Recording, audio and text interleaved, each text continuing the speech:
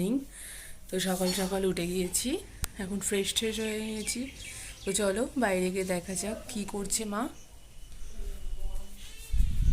আজকে যেহেতু দুপুরে আমাদের নিমন্ত্রণ, তো তার জন্য সকালের জন্য শুধু রুটি আর ঘুগনি করে নিয়েছে, তাই সকাল সকালই হয়ে গেছে।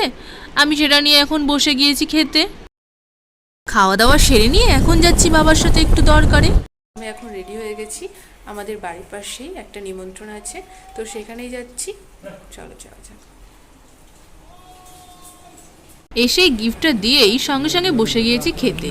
তো পাতেও পড়ে গেল ভাত, ঘি, লাল শাক, তারপরেই পড়ে গেছে শুক্তো, ডালটা যেহেতু আমি নেব না। তারপরে চিপস, এখানে কাতলা মাছের পোস্ত, চাটনি, পাঁপড়, দই, মিষ্টি। তো এখন বাড়ি ঢুকলাম খেয়ে দিয়ে এসে। তো আবার এখন যেতে হবে আমাকে মাছদিয়াতে। তো মাছদিয়ায় গিয়ে দেখা হবে তোমাদের সাথে। নিজের টাকায় গোল্ড পারচেস করা যে কী আনন্দ, তো সেটাই আজকে করে নিলাম একটা। তারপরে চলে এসেছি একটু মিষ্টির দোকানে।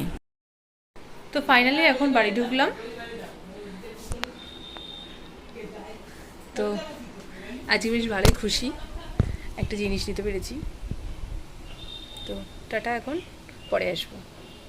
তা এখন পড়িয়ে উঠলাম।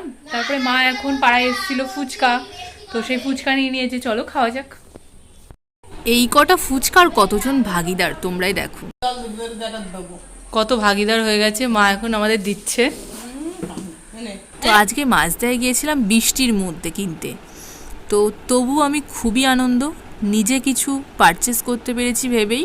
তো এখন ফুচকা খাই আর টাটা বাই বাই। ব্লগটা ভালো লাগলে প্লিজ লাইক, কমেন্ট, সাবস্ক্রাইব করে দিও।